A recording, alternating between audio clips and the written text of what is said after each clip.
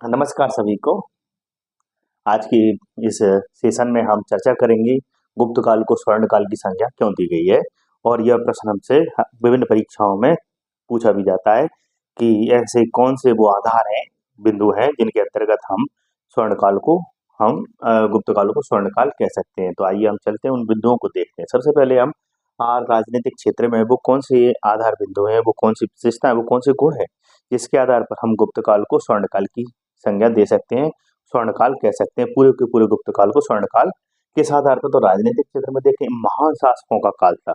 इस time period में चंद्रगुप्त द्वितीय, चंद्रगुप्त प्रथम, समुद्रगुप्त, कुमारगुप्त, स्कंदगुप्त जैसे राजा हुए, जिन्होंने विदेशी शक्तियों से भारत की रक्षा ही नहीं की, बल्कि भारतीय राजनीतिक एकता को बनाए भी रखा और इस एकता को विखंडित भी नहीं होने दिया। तो सबसे पहली बात कि ऐसे राजा जिन्होंने भारत में, ये कह सकते हैं कि राष्ट्रवादी अवधारणा को प्रेरित करने का, उसे स्थापित करने का कह सकते हैं विचार किया। ऐसी संभावना जता सकते हैं क्योंकि समुद्रगुप्त ने दक्षिण भारत तक के प्रदेशों पर कब्जा कर लिया। वो बात अलग है कि उन प्रदेशों को छोड़कर, उनको स्वतंत्र छोड़कर, उनकी सत्ता को स्वतंत्र छोड़ दिया, परंतु उनसे कहा ग्रहण मोक्ष अनुग्रह की नीति अपनाई कि आप बकायदा मुझे कर देते रहिए, मेरी आज्ञा का पालन करते रहिएगा, मैं आपको स्वतंत्र आपकी सत्ता सौंपता हूँ। परंतु उसका दक्षिण भारत तक, भारत के उत्तर से लेकर दक्षिण, पूरब से लेकर पश्चिम तक का राज था। समुद्रगुप्त को आपने सुना हो, तो एक तो योग्य शासकों का काल रहा, इसलिए राजनीतिक स्तर पर हम कहेंगे कि इस योग्य शासकों की कार्यवाही के कारण, उनकी प्रशासनिक व्यवस्था को मजबूत करने के कारण इस काल को स्वर्ण काल की संज्ञा दी सकती है।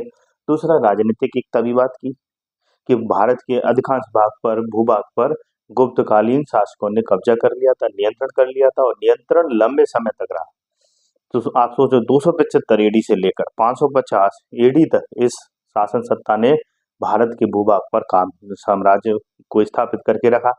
वो बात अलग है कि स्कंदगुप्त के पश्चात पतन प्रारंभ हो गया।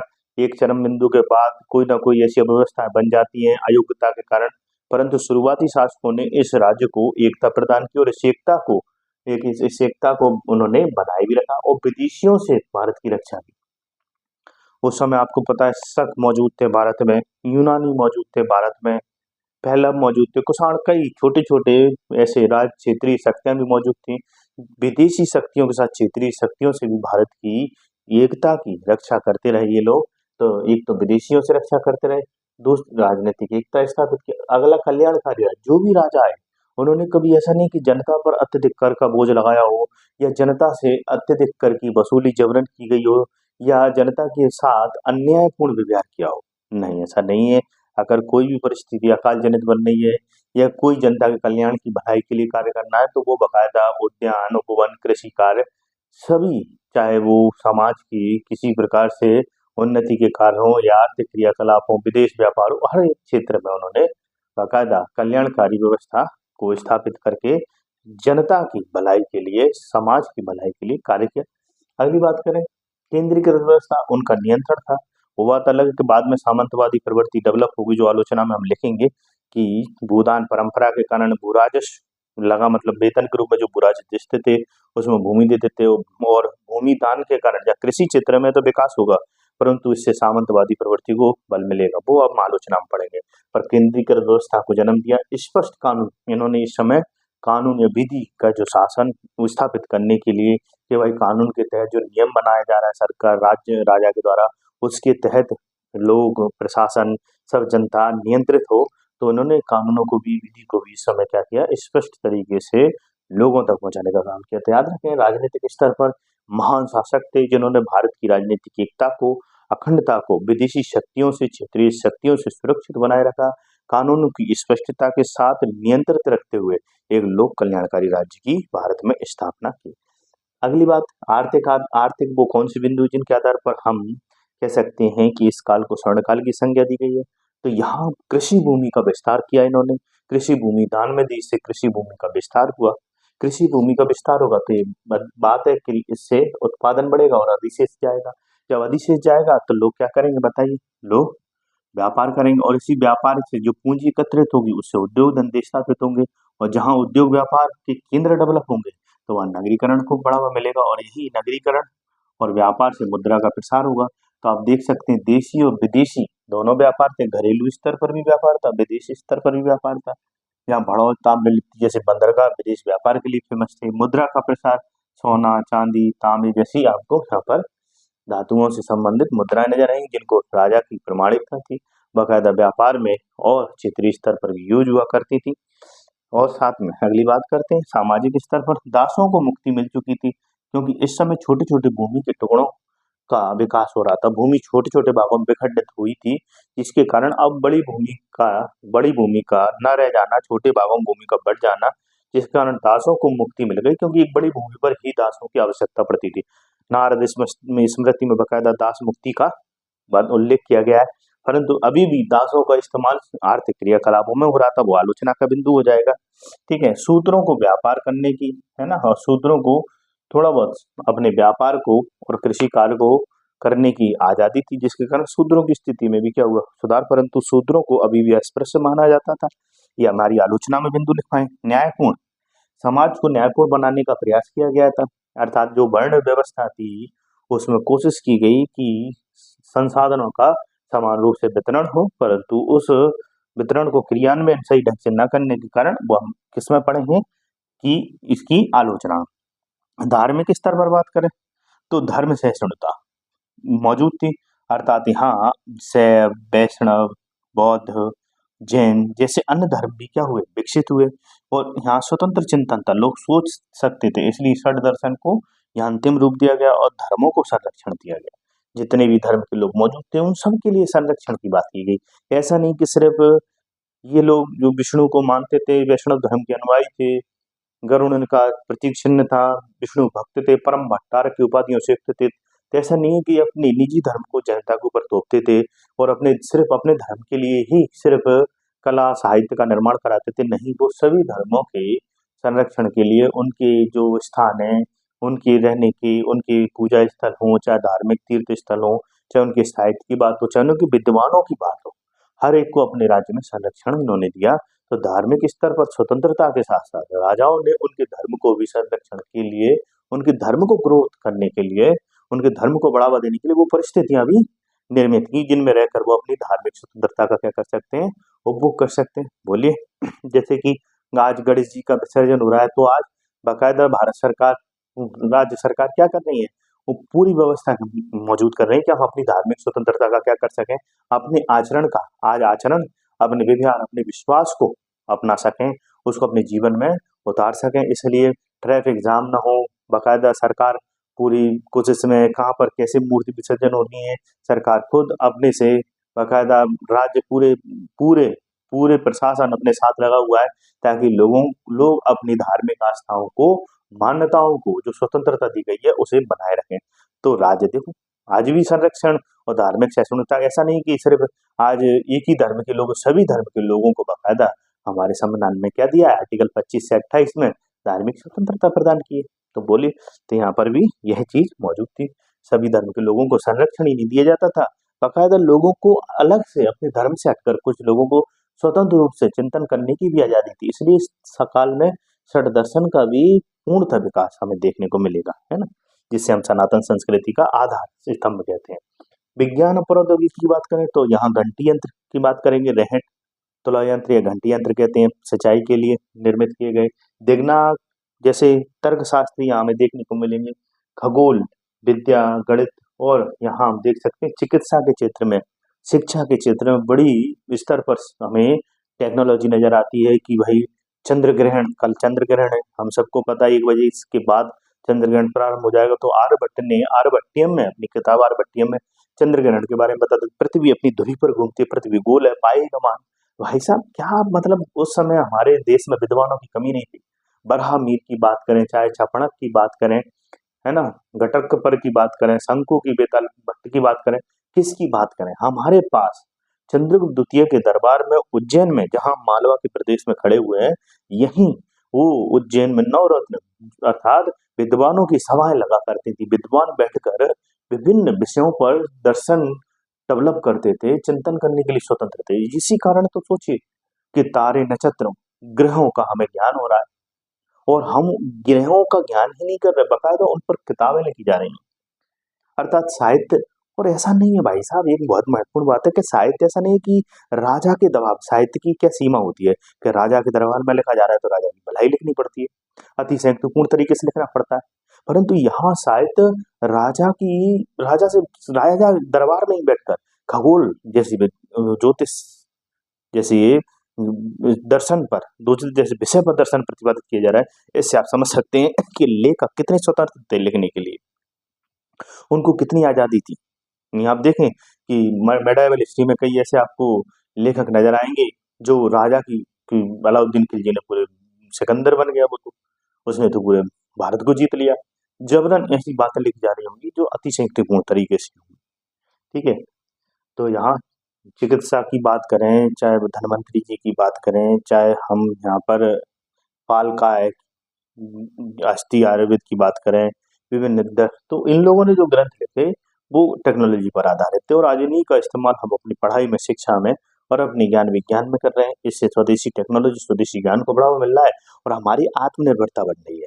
ठीक है, अगली बात करें सांस्कृतिक स्तर पर बात करें तो साहित्य की रचना हुई, कुमार संभवम, कालिदास, अमर सिंह का अमरकोश, कमंदक का नीतिसार, जिसकी तुलना कौटिल्य के अर्थशास्त्र से की जाती है। स्थापत्य कला, मंदिर आप देखेंगे देवगढ़ का 10 अवतार मंदिर, भूमरा का मंदिर, जबलपुर में, पन्ना में, है ना, झांसी में, ललितपुर में, जितने भी इस समय नागर शैली में बड़े स्तर पर मंदिर देखने को मिलेंगी। इन मंदिरों में गर्भगृह के निर्माण की कला देखने को मिलेगी। शिखर कैसे सिरेकिए बनाए जाते थे, शिखर पर कैसे आम लखनुमा संरचना बनती थी, चारों तरफ गर्भगृह की प्रदक्षिणा पथ होता था। इसी समय हमें पंचायतन शैली का धीरे धीरे विकास देखने को मिलेगा। मूर्ति कला, त्रिमूर्ति नजर आएगी, अर्धनारीश्वर मूर्ति नजर आएंगी। इसी समय भगवान बुद्ध की भूमि स्पर्श मुद्रा बड़े स्तर पर हमें देखने को मिलेगी। बोली इसी समय पार्श्वनाथ जी की मूर्ति हमें विभिन्न जगह दिखाई देगी। तो ऐसा नहीं कि मूर्ति अगली मूर्ति, ये मंदिर स्थापत्य कला में और मूर्ति कला की बात करें तो यहाँ मूर्ति कला भी और मंदिर स्थापत्य कला साथ में डेवलप हो रही है। साथ में चित्रकला की भी, सांस्कृतिक चित्रकला, अजंता और आप बाघ की गुफाओं को देखने जाओगे तो इसी समय से डेवलपमेंट हमें देखने को मिलेगा। सोचिए अजंता की गुफाएं, भगवान बुद्ध के पूरे उसके उनके गृह त्याग, मतलब ऐसा लगता है उन चित्रों को देखकर कि किस प्रकार से फ्रेंड्स को टेम्परा जो टेक्नोलॉजी है कि भाई गीले प्लास्टर पर कैसे, ये भी एक टेक्नोलॉजी है कि कैसे गीले प्लास्टर पर दीवारों पर चित्र बनाए जाते हैं और आज वो चित्र आज भी हमें जीवंत नजर आते हैं। ऐसा लगता है कि ये चित्र हमसे कुछ कहने वाले हैं, बोलने वाले हैं, उनमें आज भी जीवंतता नजर आती है। सोचिए मरणासन राजकुमारी, उसके सर चारों तरफ बैठी हुई महिलाएं, ऐसा लगता है कि बस हम उसे देखकर हम भी साथ में उनके रो देंगे। बुद्ध की गृह त्याग की घटना, ये सब हमें वहां पर देखने को मिलती है जनता की, महाराष्ट्र। तो वहीं बाघ की गुफाएं यहीं धार में, बोलिए, जहाँ वहाँ शैव है, बौद्ध है ना, इन धर्म से जैन है, इन धर्म से संबंधित तो कला दिखाई देगी इन गुफाओं में, बाकी परंतु इसमें लौकिक जीवन से भी संबंधित आपको कला देखने को मिलेगी। जुलूस निकलते हुए, सामाजिक जीवन को दिखाते हुए इसमें तो लौकिकता के ऊपर भी बल दिया गया है कि सब बाकी गुफाओं। स्मृति ग्रंथ भी लिखे गए इसमें, नारद स्मृति की बात करें, कात्यायन की बात करें तो स्मृति ग्रंथ लिखे गए जो समाज में सामाजिक जो विधि विधान होते थे, मान्यताएं होती थी, रीति रिवाज होते थे, उनके बारे में पुराण लिखे गए। पुराणों को इस समय डेवलप किया गया पूर्णतः और पुराणों के माध्यम से आज भी हमें, चाहे वो हम विभिन्न पुराणों की बात करते हैं अपने जीवन में, चाहे वो मत्स्य पुराण हो, चाहे वो अन्य भागवत पुराण हो, वो सबको यहाँ इस टाइम पीरियड में और अच्छे से पूर्णतः के साथ डेवलपमेंट मिला। तो इस आधार पर हम कह सकते हैं कि सांस्कृतिक, टेक्नोलॉजी, राजनीतिक, आर्थिक, सामाजिक और धार्मिक, ये सब वो बिंदु हैं इनके आधार पर हम कह सकते हैं कि भाई एक काल तो स्वर्ण काल था कि प्रशासन, राजा सब मजबूत है, अर्थव्यवस्था मजबूत है, सब रोजगार, सबको रोजगार मिल रहा है, सबकी आय में वृद्धि हो रही है, लोग नई नई चित्रकला और मूर्ति कला और मंदिर स्थापत्य को निर्मित कर रहे हैं, तो लोगों की सांस्कृतिक कार्यों में वृद्धि हो रही है, लोगों की सांस्कृतिक परिस्थितियों को मजबूती मिल रही है, सांस्कृतिक गुणों को मजबूती मिल रही है, सामाजिक संबंधों को बढ़ावा मिल रहा है। तो वहीं दूसरी तरफ राजा केंद्रीकृत सत्ता लोक कल्याणकारी राज्य के साथ आर्थिक गतिविधियों को बढ़ावा दे रहा है। तो एक तरफ आर्थिक राजनीतिक गतिविधियां सामाजिक सांस्कृतिक संस्कृति के विकास में मजबूती के साथ एक समन्वय कर रही है, एक कोऑर्डिनेशन बैठा रही है। तो सोचिए कि समाज और संस्कृति कब आगे बढ़ती है, जब देश की राजनीतिक और आर्थिक स्थिति क्या हो, मजबूत हो और आर्थिक स्थिति मजबूत कब होगी? जब राजा शक्तिशाली होगा, केंद्रीकृत मजबूत होगा। केंद्रीकृत राजा जो है सब पर नियंत्रण रखेगा, जिससे कि सब एक साथ रहेंगे तो व्यापार उत्पादन में वृद्धि होगी। राजा को टैक्स भी ज्यादा मिलेगा तो वो प्रशासनिक व्यवस्था को भी सुदृढ़ कर पाएगा। इससे समाज और सांस्कृतिक कार्यों को क्या मिलती है? इससे वृद्धि मिलती है, उन्नति मिलती है। बोलिए। तो ये सब यहाँ पर मतलब यहाँ बहुत अच्छा जीवन था लोगों का, बहुत सांस्कृतिक धार्मिक जीवन भी जीते थे, सब मिलकर एक साथ रहते थे। किसी प्रकार का कोई एक दूसरे से वैमनस्यता का भाव नहीं था। परंतु इस टाइम पीरियड में ऐसी कौन सी वो अवगुण और दोष हैं जो इस काल को स्वर्ण काल की संज्ञा देने से मना ही करते हैं या इसकी आलोचना करते हैं? पहली बात करें, न्याय व्यवस्था विषमता मूलक थी। यहाँ भाई साहब न्याय व्यवस्था, ब्राह्मण ने अगर किसी की हत्या कर दी तो ब्राह्मण को सजा नहीं दी जाती थी, बोलो, मृत्युदंड नहीं दिया जाता था। और अगर किसी शूद्र ने किसी की मर्डर कर दी, हत्या कर दी, तो भाई उसको फांसी पे चढ़ा दिया जाता था। और अगर ब्राह्मण चोरी कर ले तो उसे फांसी पे लटका देंगे, उसे सजा देंगे। और शूद्र चोरी कर ले तो उसे सजा नहीं देंगे। ऐसा क्यों? ऐसा समझने का प्रयास कीजिए कि ब्राह्मण अगर किसी की हत्या कर रहा है तो ये माना जाता था कि ब्राह्मण ज्ञानी है, ब्राह्मण सब कुछ जानता है और ब्राह्मण को पता है, जो उस समय पुरोहित को पता है कि सही क्या है गलत क्या है, इसलिए उसने जिसकी हत्या की होगी वो गलत ही आदमी रहा होगा, इसलिए हत्या की होगी। अगर ब्राह्मण सही है और सब कुछ जान रहा है, ये बात राजा जानता है कि ब्राह्मण गलत नहीं कर सकते, इसके बाद अगर वो चोरी कर रहा है तो फिर वो सजा का पात्र है, सही है कि नहीं? और शूद्र तो कुछ भी नहीं जानता, वो मर्डर कैसे कर सकता? वो किसी की हत्या करेगा तो ये गलत है, और शूद्र का काम तो चोरी करना है, तो इसलिए उसको क्या सजा देना? ये सब वहां पर विचारधारा अवधारणाएं पर मौजूद थी। तो वहीं पर ही अगर न्याय व्यवस्था है तो वहां जल से, तुला से, विष से, अग्नि से तो परीक्षा ली जाती थी कि भाई साहब ब्राह्मण की तुला से परीक्षा ली जा रही है कि नहीं? तो ये सबसे बड़ी बात थी कि अलग अलग वर्गों की अलग अलग चीजों से परीक्षाएं ली जाती थी। तो न्याय व्यवस्था क्या थी? शूद्र की परीक्षा विष से ली जा रही है कि भाई अगर इसे विषपान कराएं और ये नहीं मरा तो इसका दोष नहीं है। भाई कौन नहीं मरेगा विषपान करने से, बोलिए? तो ये विषमता मूलक न्याय व्यवस्था थी। शूद्र की स्थिति अभी भी निम्न थी, चाहे वो समाज में थोड़ा बहुत आर्थिक स्थिति उसकी सुधरी हो, परंतु समाज में अभी भी उसकी स्थिति निम्न थी, अभी भी अस्पृश्य माना जाता था। यहाँ चांडाल जैसी जातियां मौजूद थी। कौन सी जातियां? चांडालकों को अस्पृश्य माना जाता था। वो लकड़ी लेकर चलते थे अपने साथ और उसकी आवाज करते करते चलते थे, ऐसे आवाज करते टक टक टक, ताकि समाज जन के लोग हट जाएं और रास्ता बिल्कुल साफ कर दे, ताकि उनकी परछाई किसी पर ना पड़े, क्योंकि परछाई पड़ने से ही ऐसा मान लिया जाता था कि सब जिस व्यक्ति पर परछाई पड़ी है वो अपवित्र हो चुका है। तो बहुत इंपॉर्टेंट है ये बात समझने की कि यहाँ अस्पृश्यता विद्यमान थी। चांडाल निषाद जैसी जातियां थी, बोलिए। और चांडालों को सबसे ज्यादा अस्पृश्य माना जाता था। उनके गांव से बाहर बस्तियां करती थी। उनका जो चमड़े का काम, चर्म का काम करना, शमशान के काम करना, है ना, गंदगी उठाना, ये सब उनके काम हुआ करते थे। दास, अभी भी आर्थिक क्रियाकलापों में दासों का इस्तेमाल, दासों की स्थिति मुक्त हो चुके थे दास, परंतु अभी भी दास किसमें लगे हुए थे? आर्थिक क्रियाकलापों में। अगली बात, महिला महिला की स्थिति तो कहीं नहीं जा सकती। हिरण्यवलेख समय पता चलता है, यहाँ सती प्रथा के साक्ष्य मिलते हैं, है ना। भानुगुप्त के शासनकाल में गोपराज नाम का एक सेनापति उनका हुआ करता था, जिनकी पति सती हो गई। इसके बाद सती प्रथा हमें भारत में देखने को, सती प्रथा, पर्दा प्रथा का बकायदा कहाँ पर कालिदास ने अपने ग्रंथ अभिज्ञान शकुंतलम में अवगुंठनम शब्द का इस्तेमाल किया, जो पर्दा प्रथा को इंगित करता है। तो वहीं देवदासी प्रथा आप समझ सकते हैं कि बड़े स्तर पर बकायदा कालिदास ने अपने जो मेघदूतम ग्रंथ है उसमें कालिदास ने देवदासी प्रथा का उल्लेख किया है। और दक्षिण भारत में आज भी देवदासी प्रथा देखने को मिलती है।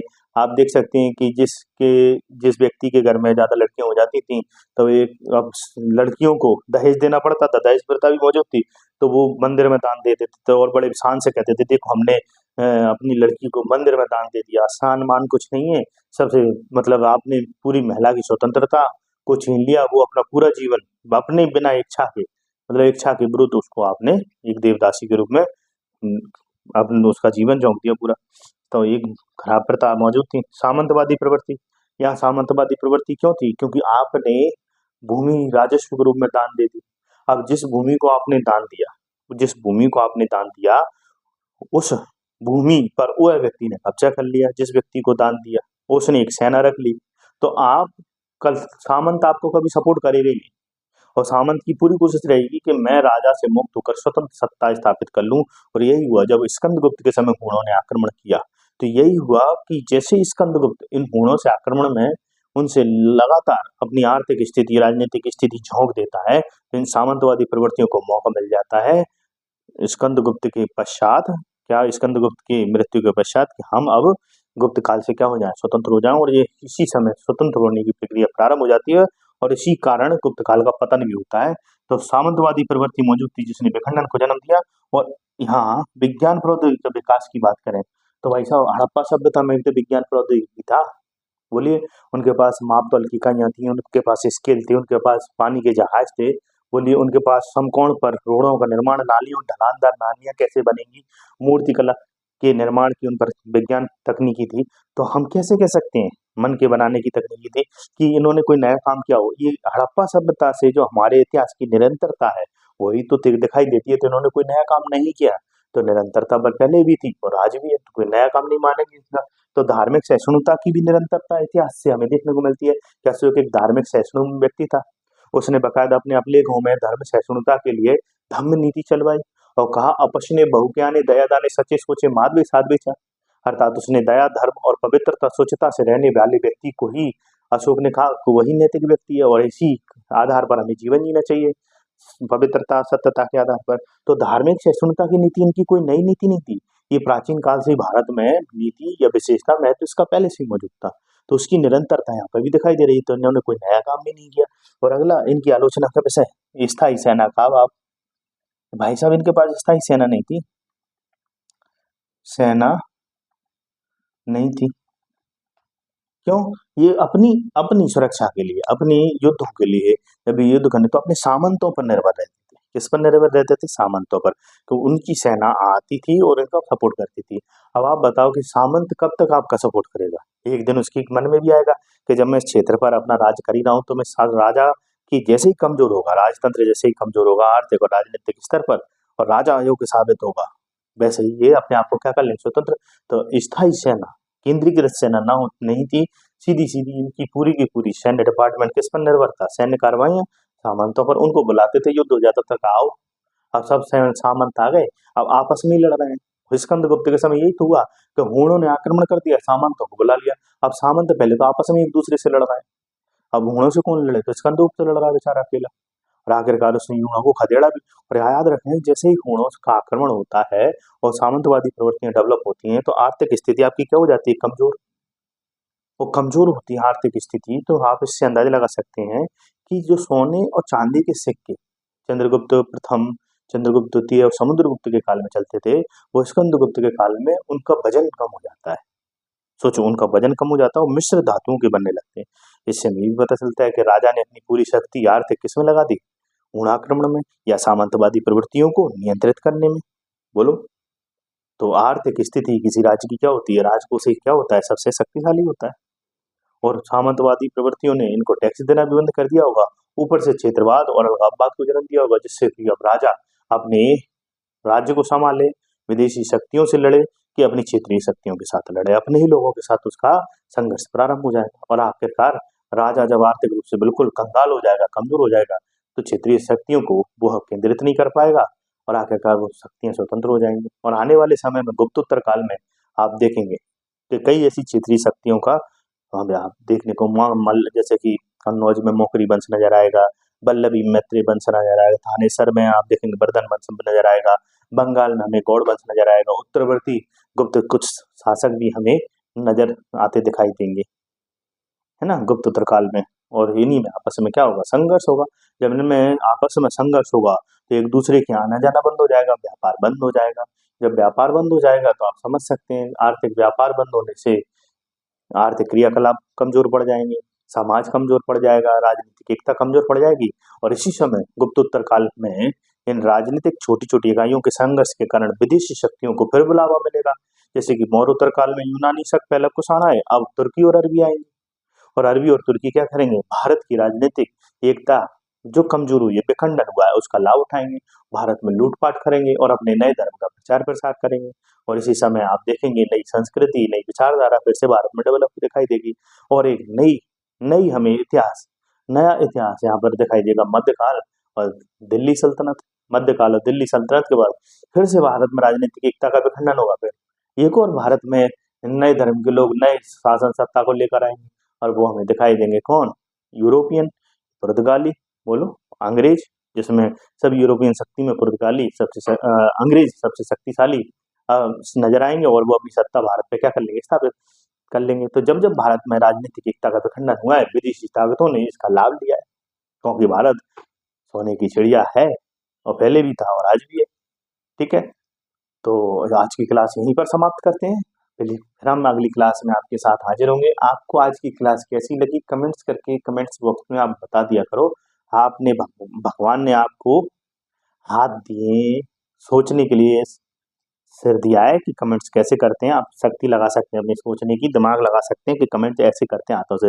जैसे किसी को मैसेज नहीं करते हाय हेलो कैसे हैं, तो ये कमेंट्स मेरे लिए भी कर दिया करो। कितनी दिनों से मैं कह रहा हूँ आपसे, ताकि मुझे भी और प्रेरणा मिले, ताकि मैं और प्रेरित होकर आपके लिए इस प्लेटफॉर्म से और मेहनत कर सकूं, है ना। क्योंकि मेहनत करने के लिए मुझे भी तो प्रेरणा चाहिए, है ना, आपके लिए। और आप ही मेरे प्रेरणा स्रोत हो, आपके अलावा मेरा प्रेरणा स्रोत कोई भी नहीं है कि नहीं। और आपका एक कमेंट्स मेरे लिए बहुत बड़ी प्रेरणा बन जाता है। मैं हमेशा देखता रहता हूँ कि किसका कमेंट्स आया। एक कमेंट से मुझे इतनी प्रेरणा मिलती है कि अगला मुझे वीडियो बच्चों के लिए और सरलीकृत भाषा और सरलीकृत समझ में बनाना है, ताकि उनको घर बैठकर यहाँ से इस प्लेटफॉर्म से निःशुल्क शिक्षा प्राप्त हो सके। दूरस्थ स्थित व्यक्ति भी इस प्लेटफॉर्म से पढ़कर अपने आप को सफल बनाने का प्रयास कर सकता है। और मेरी पूरी कोशिश यही रहेगी आपको सफल बनाने की, कि मैं आपको अपने जीवन में लगातार यहाँ से मेहनत करते हुए पढ़ाता रहूं और आपकी सफलताओं में मैं आपको साथ दूं। अगली क्लास में फिर मिलेंगे, तब तक के लिए जय हिंद, धन्यवाद। खुश रहिए, मुस्कुराते रहिए।